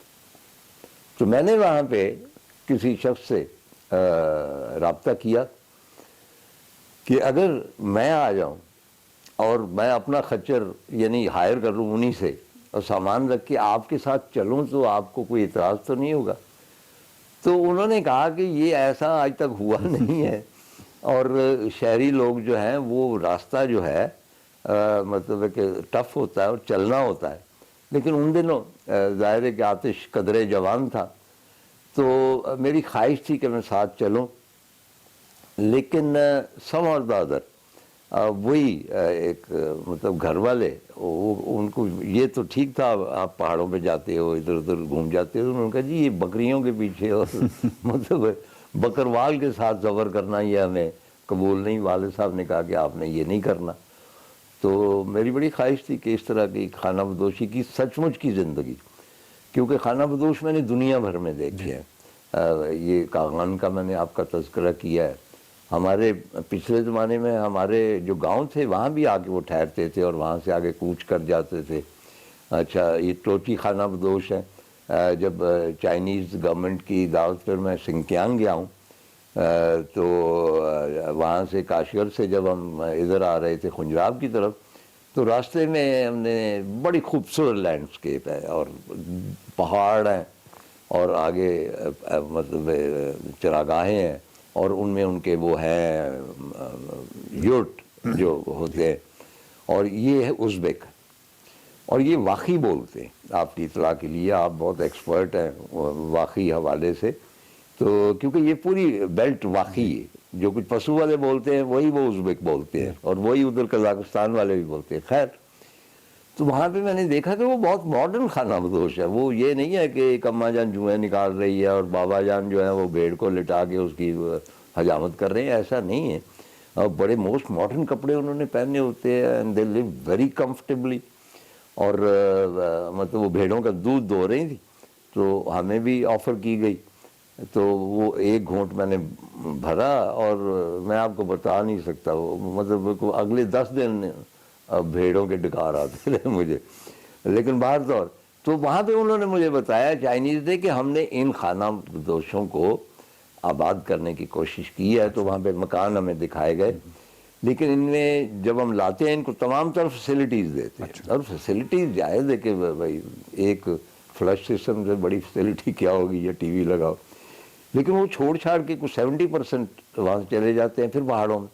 और उसकी एक वजह है, वजह ये है कि ये जो मुसलसल सफ़र करते हैं, इनकी अपनी एक, ये नहीं है कि ऐसे ही सफ़र करते हैं, इनकी अपनी एक मंजिलें होती हैं। ये बाहर के साथ सफ़र करते हैं। ये कभी इनके ऊपर बर्फ़ नाज़िल नहीं होती, कभी इनके एक्सट्रीम मौसम नहीं होते। इनकी सदियों से कैलकुलेशन है कि वो बाहर के साथ सफ़र करते हैं। और हम कहते हैं ना कि जी हम कैसे अपनी कब्रें छोड़ के आ जाए, जी। उनका भी एक पॉइंट ऑफ व्यू ये है कि उनके यहाँ जो भी डेथ होती है वो कब्रिस्तान तो नहीं होती, वो जो रास्ते होते हैं, पहाड़ों की वादियाँ हैं, दामन है, कई गोशे होते हैं, वहाँ पे वो अपने बड़ों को दफन करते हैं। और जब वो ट्रैवल करते हैं तो उनको पता होता है कि फ़लाँ बाबा वहाँ पे दफन है, और फ़लाँ बीवी वहाँ पे है, अम्मा वहाँ पे है। बिल्कुल। तो वो कैसे अपने आबा व अजदाद की कब्रें छोड़ के आबाद हो जाए। तो इसी तरह ही एक और ऐसे ही आखिरी हवाला दूंगा, यशार कमाल मेरे जो फेवरेट ऑथर हैं, उनकी किताब है लेजेंड ऑफ 1000 हॉर्सेस, और वो है ही खाना बदोशों के बारे में कि अतातुर्क के ज़माने में, तो टर्क बेसिकली गडरिये ही थे, आपको पता ही है। ये जो इन दिनों बड़ा शोर है जिस सीरियल का, वो भी गडरिये हैं, सारे खाना बदोश हैं। तो वो खाना बदोशों का एक कबीला है जो हर साल आता है, उधर से गुजरता है, और अंकरा के करीब कोई ग्रीन इलाका है, वहाँ सदियों से वो आते हैं, 1-1.5 महीना रहते हैं, अपने मवेशी चराते हैं, कोई छोटा मोटा लेन देन कारोबार जो आबादी के साथ, और उसके बाद चले जाते। तो लेजेंड ऑफ 1000 हॉर्सेस में जी वो वहाँ पे आते हैं जब, तो उनका बुजुर्ग जो है बड़ा खाना बदोश, वो देखता है कि उस पूरे एरिए के गिर्द बार्ब वायर है, और वहाँ आदमी खड़े हुए हैं, और वो कहते हैं कि आप यहाँ पे खैमे नहीं लगा सकते क्योंकि ये फ़लाँ शख्स की ज़मीन है, और उसने इसकी 4 दीवारी या वो बार्ब वायर के साथ उसको मुतय्यन कर लिया। तो अब उस बुजुर्ग खाना बदोश की समझ में ये नहीं आता, वो उससे बहस करता है कि ज़मीन रब की है, ये किसी आदमी की कैसे हो सकती है, क्योंकि उनका कॉन्सेप्ट नहीं है कि ज़मीन की जो है मलकियत होती है जी। तो हम हज़ारों सालों से यहाँ चले आ रहे हैं। यहाँ मुझे याद आता है शरीफ कुंजाई की एक बड़ी अच्छी नज़्म है, उसमें 1-2 मिसरे हैं। तो उसमें एक मिसरा है कि असा पिंड ना पाने जोगियाँ, असा मल ना लैनी था, कि नहीं हम जो जोगी हैं, हमने गांव तो आबाद नहीं करने भाई, हमने कोई ज़मीन पे कब्जा नहीं करना, हम तो आए, रात बसर की और चले गए। तार साहब, आपने इस किताब में भी जिक्र किया है इमरान खान के हवाले से। इमरान खान के हवाले से आपकी मुलाकातें रहीं, पीटीवी मॉर्निंग शो के हवाले से भी रहीं, वैसी भी रहीं। आपने उनको एक दफ़ा तरशिंग जाने का मशवरा दिया और वो तरशिंग गए भी। उन्होंने आपको मिनी मर्ग का कहा कि मिनी मर्ग बहुत खूबसूरत जगह है, और तो ये थोड़ा सा बताइएगा। एक्चुअली खान साहब भी पहाड़ों के बहुत बड़े शौकीन हैं। मुझे हैरत है कि अभी तक वो इस जानिब नहीं आए, उनको खुसूसी तवज्जो करनी चाहिए। उनकी एक किताब भी है पहाड़ों के बारे में, नॉर्दर्न एरिया में उनका फेवरेट है, और अभी पिछले दिन उन्होंने कहा कि हमारे नॉर्दर्न एरिया जैसा दुनिया में और कोई इलाका नहीं। और जब उन्होंने वो पार्टी वगैरह लॉन्च की थी 22-23 साल पहले, तो उस ज़माने के जो ज़रा अहम थे लोग, उनको उन्होंने घर बुलाया था, बारी बारी उसमें मैं भी शामिल था, और बहुत मैं मुतासर हुआ था उनकी जो सादगी थी घर की। ठीक है। क्योंकि उन दिनों जमाइमा बीबी वहाँ पे मौजूद थी, और मुझे हैरत ये हुई कि इतनी खरबपति बाप की बेटी ऐसे सादा से घर में कैसे गुजारा करती है। लेकिन बात और ये नहीं, उन्होंने मुझे ये नहीं कहा कि आप मुझे ज्वाइन करो और एनीथिंग। ठीक है। यूजुअल जो डिस्कशन होती है मुल्की मामलात पे, जाहिर है कि हम भी कोई नुक्ता नज़र रखते हैं अपना, तो उसका कोई एक्सचेंज हुआ। तो ये जो था मिनिमम वाला, तो 2 या 3 शोज़ में, मॉर्निंग शोज़ में वो आए। एक शो था सिर्फ माउंटेन्स के बारे में, शायद वो माउंटेन डे था, तो उसमें मैंने इनवाइट किया खान साहब को और अपना कर्नल शेर खान, आप जानते हैं हुंजा वाले, आई होप कि भाई ही इज़ ऑलराइट, बड़े अरसे की बात। तो खैर वो डिस्कशन जो भी हुई माउंटेन्स के बारे में, तो उसके बाद चाय के कप के ऊपर जब हम गुफ्तगू वैसे ही जनरल कर रहे थे, तो कर्नल शेर खान से, is a very famous mountaineer, आप जानते हैं, इमरान खान ने पूछा कि कर्नल साहब कोई जगह बताइए अब ऐसी जहाँ पे मैं इस साल जाऊँ नॉर्थ में। जी। तो it was very humble and nice of colonel Sher Khan. वो मेरी तरफ इशारा करके कहने लगे कि खान साहब हमारे नॉर्थ को हमसे ज़्यादा तार साहब जानते हैं, इनसे पूछिए। तो खान साहब ने ज़रा मतलब कि कोई इतने खुश नहीं हुए इस जवाब पे, तो उन्होंने मुझ नाचीज़ से पूछा। तो मैंने मेरा ख्याल है कि फेरी मेडो की बात की या कोई एक और जगह शायद तरशिंग का कहा, मुझे अब याद नहीं है, लेकिन फेरी मेडो की मैंने बात की। तो फिर मैंने कहा जी मैंने आपको एक इन्फॉर्मेशन दी है, तो ये गिव एंड टेक होता है, आप भी मुझे बताइए, आप भी तो बड़े फरंतू रहे हैं, आवारागर्द रहे हैं इन पहाड़ों में, जी, ट्रैकिंग करते रहे हैं, तो आपकी कौन सी फेवरेट जगह है या कोई रिकमेंड करे। तो उन्होंने फिर मिनीमग के हवाले से बात की। ये बुरदल पास के साथ है, इंडियन सरहद के साथ, और वाकई वो बड़ा फैसिनेटिंग एरिया, और लकड़ी के मकान हैं वहाँ पे चरवाहों के, जो वो छोड़ के चले जाते हैं, फिर ऊपर चले जाते हैं। तो और बहुत ही मतलब कि ख्वाबनाक किस्म के मंजर है।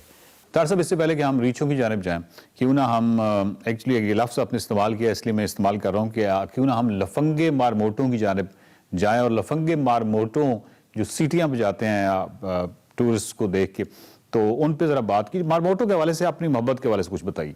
मारमोट रीछ भी खाता है मारमोट, यानी रीछ तो बाकायदा खोद के उसकी जो बिल है, क्योंकि ये शरारती बहुत होते हैं, सीटियाँ में जाते हैं और बहुत इंटेलिजेंट होते हैं। आप जा रहे हैं, तो मैंने इसीलिए उनको लफंगे मारमोट लिखा, और आपस में भी वो उनकी गुफ्तगू होती है, और ये कसरत से पाए जाते हैं देवसाई में। देवसाई की एक जो बहुत बड़ी अट्रैक्शन है वो मारमोट्स की है।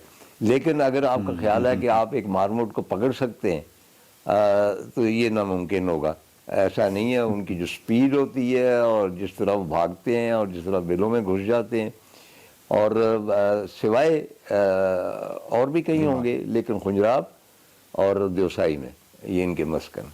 नाज़रीन, देवसाई की इस खूबसूरत किताब पर बातों का सिलसिला जारी है। अगली किस्त में देवसाई पर मजीद सवालात हम तार साहब से करेंगे। अगली किस्त तक खुदा हाफिज। वेलकम बैक टू एक्सप्रेस, और अब बात करेंगे उर्दू के अजीम शायर और मिज़ाह निगार इब्न इंशा के मदाज उनकी 43वीं बरसी मना रहे हैं। इब्न इंशा का असल नाम शेर मोहम्मद खान था। वो 15 जून 1927 को हिंदुस्तान के शहर जालंधर में पैदा हुए। कराची यूनिवर्सिटी से एमए किया। इब्न इंशा की हम बात करें तो शायरी की मजमू में इस बस्ती के कूचे में, चांद नगर, दिले वैशी और दीगर कई अहम कलाम शामिल हैं। तहरीरों से शोहरत पाने वाले इब्न इंशा ने यूनेस्को के सफीर की हैसियत से यूरोपी और एशियाई मुल्कों के दौरे किए। आवारागर्द की डायरी इब्न बतूता के ताकुब में चलते हो तो चीन चलिए। और इसके साथ साथ अगर बात करें, दुनिया गोल है और नगरी नगरी फिरा मुसाफिर, सफरनामे तंजी अंदाज में लिखे। गजल, कहानियों, नॉवेल, अफसानों, सफरनामों, कॉलम निगारी, तराजिम, बच्चों के आलमी अदब, मकतूबात और दीगर असनाफ पर काम किया। उनके कलाम की एक नुमाया खूबी ये थी कि उनके अशार, गीत व गजल इंसानी जज्बात के करीब तर होकर दिल के तार छू लेते थे। इब्न इंशा ने मुख्तलिफ अखबारात में कॉलम लिखे, पाकिस्तान के रेडियो पाकिस्तान और सकाफती इदारों से भी वाबस्ता रहे। उन्हें तमग़े हुस्न कारकर्दगी से भी नवाजा गया। 11 जनवरी 1978 को औलादत के बायस लंदन में इंतकाल कर गया। ये बातें, ये सारी जो हम लोगों ने ये सुनेंगे, ये बातें झूठी बातें हैं, ये लोगों ने फैलाई हैं। इंशा जी का नाम न लो, क्या इंशा जी हरजाई हैं। ये बातें झूठी बातें हैं, ये लोगों ने फैलाई हैं। गुलाम अली खान साहब ने इसको गाया और ऐसे कई कलाम है, खास तौर पे जो अमानत अली खान साहब का गाया हुआ इंशा जी उठो अब कूच करो, जिसकी हम बात कर रहे थे। दुनिया भर में इमरान, मुझे लगता है मेरा दिन, हाँ मुझे लग रहा है ये सुबह से इंशा जी उठो कूच करो पे कुछ मामलात खराब चल रहे हैं। We have lived with all these personalities और इन्होंने जो उर्दू अदब के लिए किया, अब हम देखते हैं कि शायद उनका कुछ थोड़ा बहुत हिस्सा ही लेकर कोई टैलेंट ऐसा सामने आ जाए, लेकिन नहीं आता। क्या अजीम शख्सियत थी। और इब्न इंशा ने जो खास तौर पे शायरी के अंदर लिखा, जिस तरह की नज़में उन्होंने कही, जिस तरह की आज़ाद तबा की शायरी उन्होंने कही, मेरे ख्याल में शायद आने वाले दिनों में कोई ऐसा कर नहीं पाएगा। और इनके जो फर्जंद थे वो ड्रामा इंडस्ट्री से वाबस्ता रहे, बहुत अच्छे डायरेक्टर थे, उनका भी खैर पिछले दिनों इंतकाल हुआ। इसी नोट पर हम एक ब्रेक लेंगे, ब्रेक के बाद हाजिर होंगे। एक्सप्रेसो में बहुत कुछ खास होने वाला है, आपने मिस नहीं करना। And the surprise is here.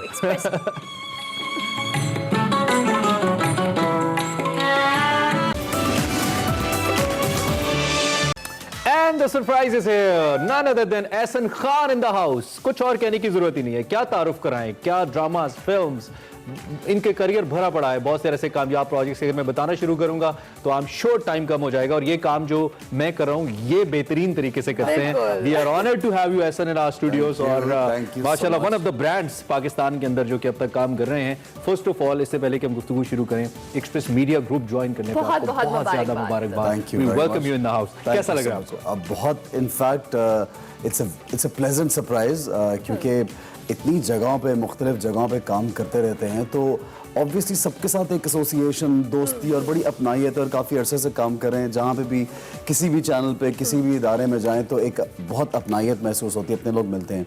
Somehow express के साथ मैंने कभी भी काम नहीं किया था।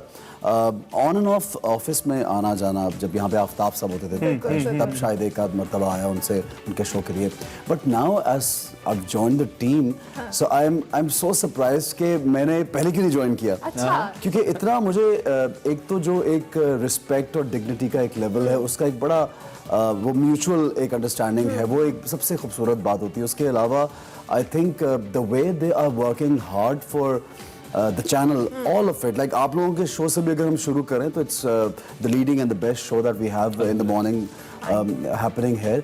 उसके अलावा ये जो अभी शो इन्होंने प्रोड्यूस किया है, मुझे लगता नहीं कि इतना बड़ा शो, इतना एक्सपेंसिव शो, इतना खूबसूरत सेट, इतने ज़बरदस्त आर्टिस्ट पाकिस्तान के सबको लाना, उस पर इतनी मेहनत करना। अगर आप गाना ही देखें तो वो आपको लगेगा कि शायद किसी फिल्म का बहुत बड़ी फिल्म, बहुत ग्रैंड एक सॉन्ग है। So that shows they everyone is working very very hard, and specially obviously I would like to take Hina and Adeel's name, जो बहुत ज़्यादा मेहनत वहाँ कर रहे हैं, और दानिश हमारे साथ होते हैं जो बहुत मेहनत करते हैं। ओवरऑल पूरी टीम, मैं तो पूरी टीम का ही बोलूँगा। ऐसे अपने इस शो के हवाले से, टाइम आउट के हवाले से, तो कल इंट्रोडक्टरी एपिसोड हुआ और इसका क्या बेसिकली शो का कॉन्सेप्ट है, आइडिया है और इसकी एग्जीक्यूशन, सेलिब्रिटीज इन्वॉल्व हो रहे हैं, सो हमारे देखने वाले they are curious about it.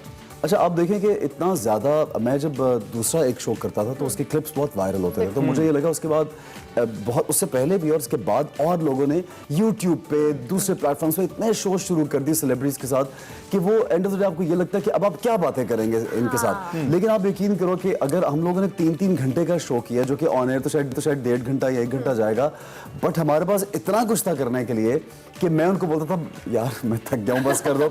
We have around 6 to 7 segments, it's a huge set which we move on the set. और एक्टर्स और सेलिब्रिटीज जो मेरे दोस्त भी हैं, उनके साथ एक तो कंफर्ट लेवल इसलिए भी है कि I know them since ages, और वो मेरे साथ ओपन अप भी हो जाते हैं, बात भी करते हैं। ट्रस्ट भी उनको ये है कि इस शो में कुछ नेगेटिव नहीं होगा, बिकॉज मेरी हमेशा एक कोशिश होती है कि आप, वो कहते हैं ना 2 तरह के रास्ते होते हैं, आप कुछ भी कमाने, फेमस होने के लिए, एक नेगेटिविटी का और एक पॉजिटिविटी का। तो I always choose the positive way. I just tell them कि अगर कुछ गलत किसी के मुंह से निकल भी है, एवरीवन इज ह्यूमन, हमारे भी मुंह से निकल जाता है, तो आप उसको ओमिट कीजिए। मैं यही पूछना चाह रहा हूँ, एक्चुअली आजकल चलता भी यही है, you know when we see the online videos, Netflix and all, हम अभी यही बात करते हैं, स्लैंग्स ज्यादा हो गए हैं, जितना आप ज्यादा ऑन स्क्रीन कैजुअल होंगे उतना वो चीज बिकेगी, उतना ऑडियंस उसको देखेगी। लेकिन एक माइंडसेट ये भी है कि नहीं, जो आप लोगों को दिखाएंगे लोग वो देखेंगे।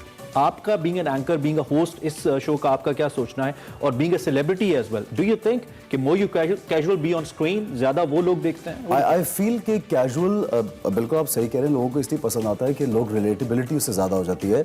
लेकिन देखिए कैजुअल होने का ये मतलब नहीं कि आप अपनी जो एक तहजीब या अपना जो एक तरीका या लैंग्वेज जो है आप वो भूल जाएं। You have to, there is a thin line between something indecent and something which is entertaining as well. So वो आपको ज़हन में रखना चाहिए। तो हम लोग बस ये है कि उसमें होता है कि जिस तरह मैं आपसे बातें कर रहा हूँ ऐसे ही हम बातें करते हैं, तो वो somehow बातें करते करते वो इंटरेस्टिंग चीजें नहीं जान रहे होते हैं आपको, हेट या लव व्हाटएवर, उनको लगता है ये ऐसा ही होगा। जैसे मैं अभी बंद है एक डोर से मेरा एक प्ले चल रहा है, तो उसमें बहुत मेरा जो कैरेक्टर है वो बेवकूफ सा लड़का है, तो मुझे लोगों ने बोला कि यार तुम इतने बेवकूफ हो, तुम्हें पहचान। मैंने कहा भाई वो मैं नहीं हूँ, वो जो राइटर ने लिख दिया मैं वो प्ले कर रहा हूँ, नेगेटिव करता हूँ तब भी एक feedback. So I just feel that people obviously they take you very seriously, हमारे प्लेस देखते हैं, हमारी चीजें देखते हैं, लेकिन जहां तक एक पर्सनल उनकी पर्सनालिटी की बात है, कुछ एस्पेक्ट्स ऐसे होते हैं जो लोगों ने नहीं कभी पहले देखे होते, वो जब उनके सामने आते हैं कि वो घर में कैसे हैं, अपनी फैमिली के साथ कैसे हैं, हमारे साथ यूं बैठे होंगे तो कैसे होंगे, गेम्स करेंगे या वो कहते हैं ना मस्ती शुगल करेंगे तो कैसे होंगे, तो इसलिए आई थिंक कि वो इंटरेस्टिंग हो जाता है लोगों के लिए।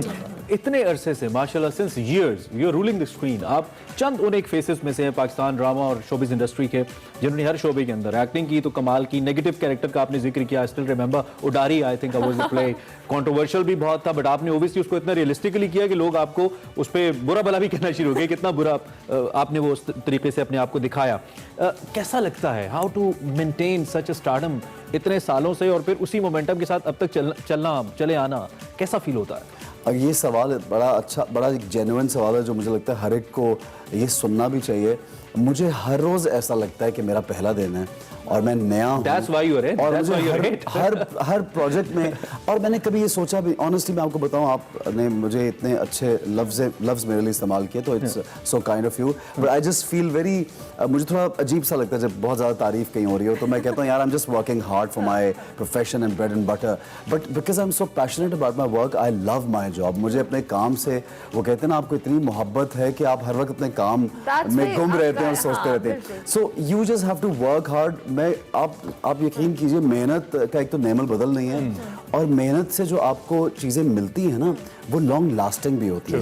ये जो आजकल लोग पर्सनली पैसे लगा के इन्वेस्टमेंट करके हाँ शॉर्टकट भी ढूंढते हैं और सोशल मीडिया पे फ्लॉन्ट भी करते हैं चीज़ें, और उस पर पैसा लगा होता है कि मेरा ये पोस्ट लगा दो, मेरा वहाँ पोस्ट लगा दो। आई फील उसमें कोई डेप्थ और वो नहीं है, लॉन्ग लास्टिंग नहीं है। So you have to work hard, और उसमें अल्लाह भी आपके ऊपर एक मेहनत करने वाले के ऊपर एक करम नवाजी करता है, तो ये वही है। Isn't what about your fitness? Normally जब आप I so want to know. है ही नहीं आप अभी जिस तरह से अपने करियर का बता रहे थे कि करियर में माशाल्लाह you have excelled so much and you have achieved a lot, लेकिन आपको साथ साथ अपनी फिटनेस भी मेंटेन रखनी है, और आज मुझे लगता है आप तो इतना कमर्शियल, और ये लोग सवाल पूछते हैं, हाँ तो क्या है? मैं इस सवाल पे तो मेरा दिल करता है मैं उठ के भाग जाऊं, मैं जीरो फिटनेस गोल है मेरा, बस इतना। नो फिटनेस रूटीन कोई? I do normally like jog, walk and work out. I do that. वो भी शौक के साथ जितना कर सकते हैं, कोई ऐसा अपने आप को प्रेशराइज नहीं करते, क्योंकि आजकल बहुत एक लोगों के जो है ना वो एक फतूर हो गया है, अपने आप को हर चीज के लिए हम प्रेशराइज करते हैं कि हमने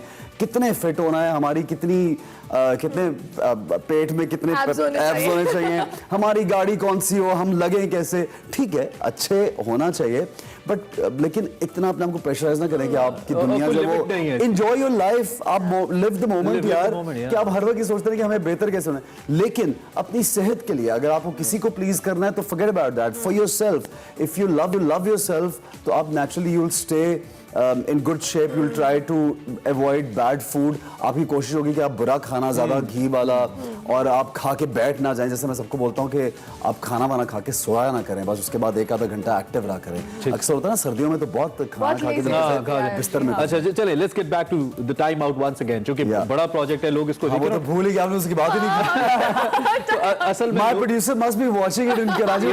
टाइम आउट की बात करो यार। अच्छा प्रोड्यूसर के अलावा हमें व्हाट्सएप पे बहुत सारे लोग इस वक्त वो कह रहे हैं, उनका भी कंसर्न है कि वो जाने के क्या मुख्तलिफ क्या है, ऐसा क्या है जो आपने फहद मुस्तफा से, हुमायूं सईद से, इतने बड़े बड़े सेलिब्रिटी स्टार से आपने बुलवा लिया, करवा लिया, ऐसा क्या था मुख्तलिफ? Because they are your colleagues as well. मैं आपको बताऊं कि वो मेरे साथ, क्योंकि मेरे सब I really look up to them, they are such great actors of Pakistan. और मुझे तो ऐसा लगता है कि पाकिस्तान में हम सबको अपने लोगों को बहुत ज़्यादा इज्जत देनी चाहिए, बहुत उनको बहुत मोहब्बत देनी चाहिए, जो कि मुझे लगता है वो ज़्यादा डिज़र्व करते हैं। हमारे सेलिब्रिटीज़ बहुत मेहनत करके एक सर्टन मकाम तक पहुंचते हैं, बहुत एंटरटेनमेंट प्रोवाइड करते हैं।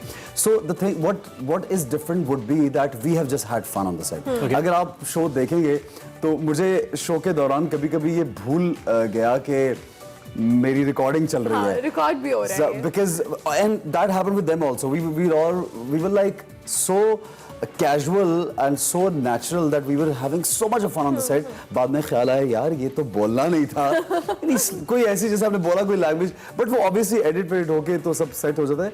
बट द पॉइंट इज कि उस शो में अगर आपको लोगों को अगर एंटरटेनमेंट ले रही है, जैसे 2020 हम सोच रहे थे कितना सैड गुजरा, डिप्रेसिंग गुजरा, तो then Express came up with this कि यार कुछ ऐसा करते हैं कि जिससे 2021 का आगाज ही एक बहुत ज्यादा खुशी और एक हंगामे से हो। So that's I think it's all fun, entertainment और एंजॉयमेंट है बहुत। अच्छा, ऐसे कुछ सेगमेंट्स डेडिकेटेड है या किस तरह से आपने इसको कहने कंटेंट को क्रिएट किया है? बेसिकली ऑब्वियसली टीम भी आपके साथ होगी, बिकॉज इंटरेस्ट लेवल, अगर ये 1.5 घंटे का शो है तो लोगों का इंटरेस्ट ऑब्वियसली सेलिब्रिटी से होता है, बट एक कंटेंट भी होता है जिससे इंटरेस्ट डेवलप रहे, आप स्क्रीन के आगे रहें कि आपने देखना है 1.5 घंटा ये शो।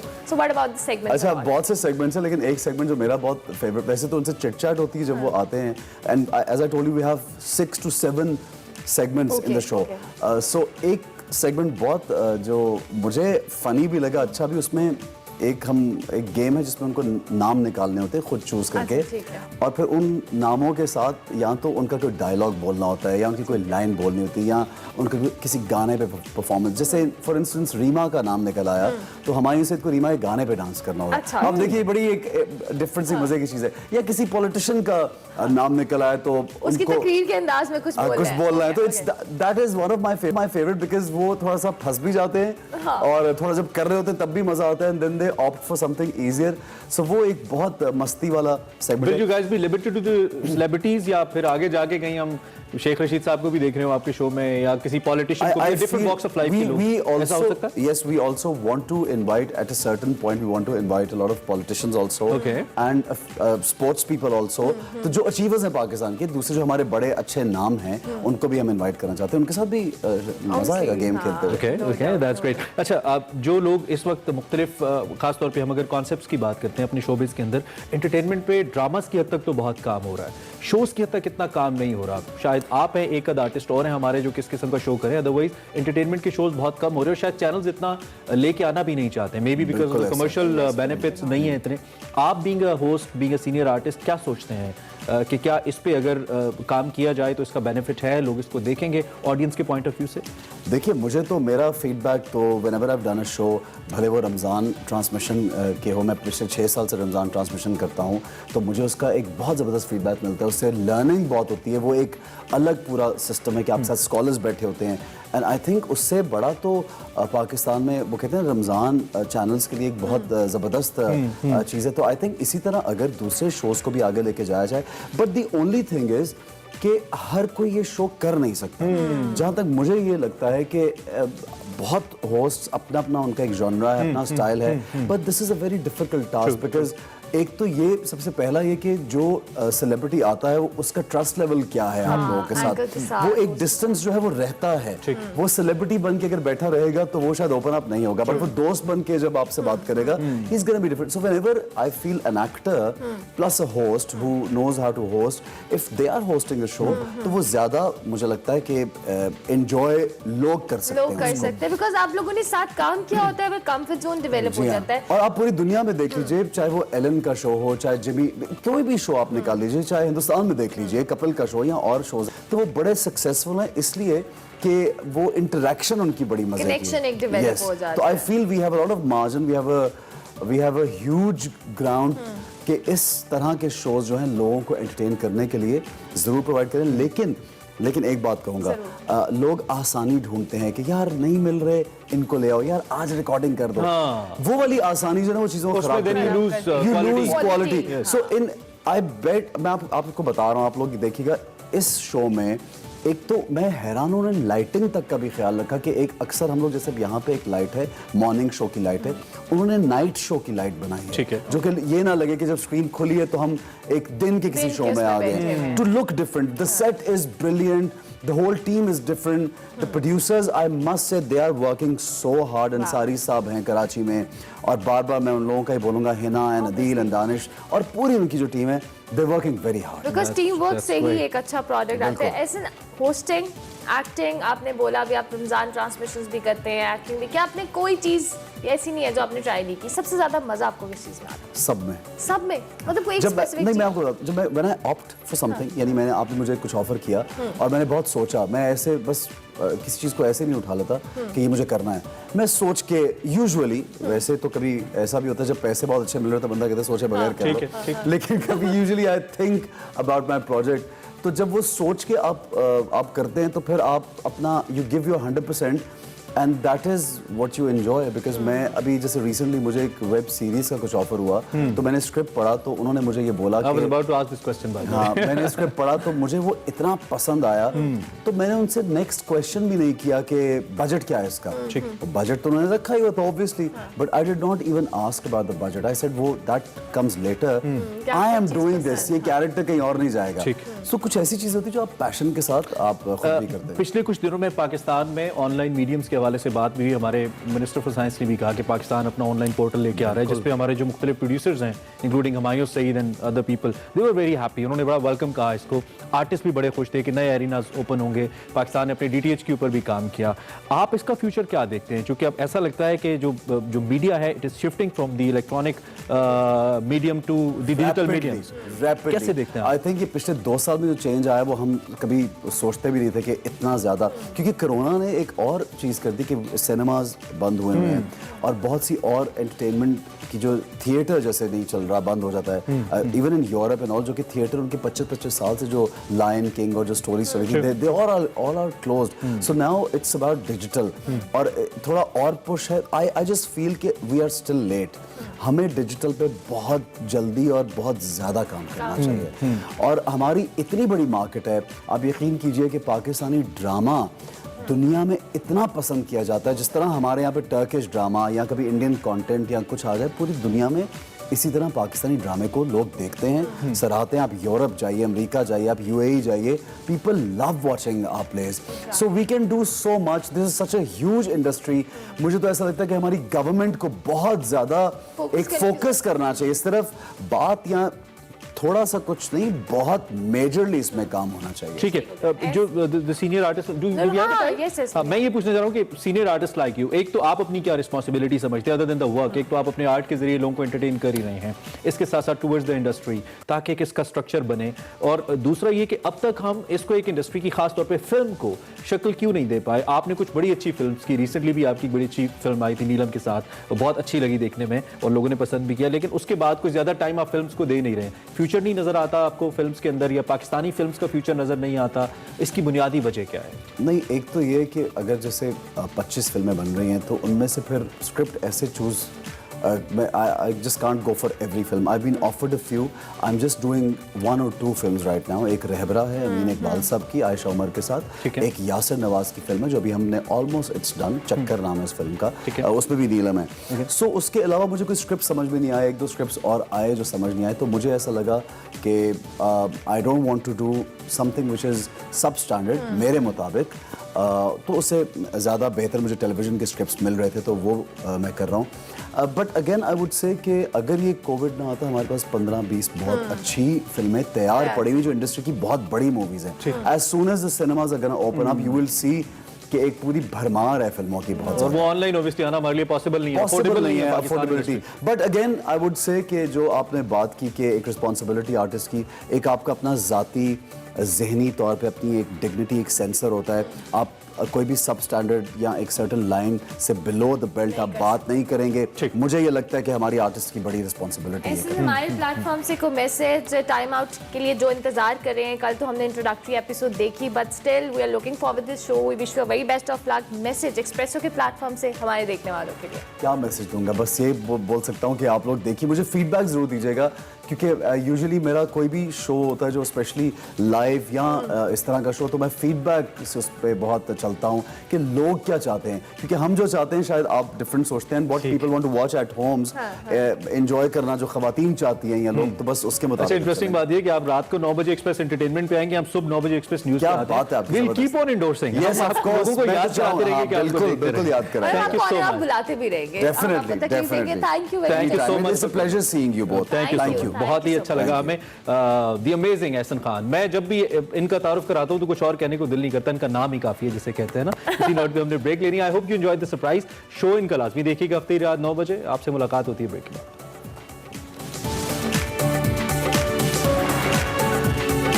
कुछ हेल्थ एंड फिटनेस की, और सुबह सुबह आपको हेल्थ एंड फिटनेस के हवाले से हमारे साथ होती है खुशी बात, वो कुछ बताने वाली है। सो खुशी क्या बता रही है, कैसी हैं आप?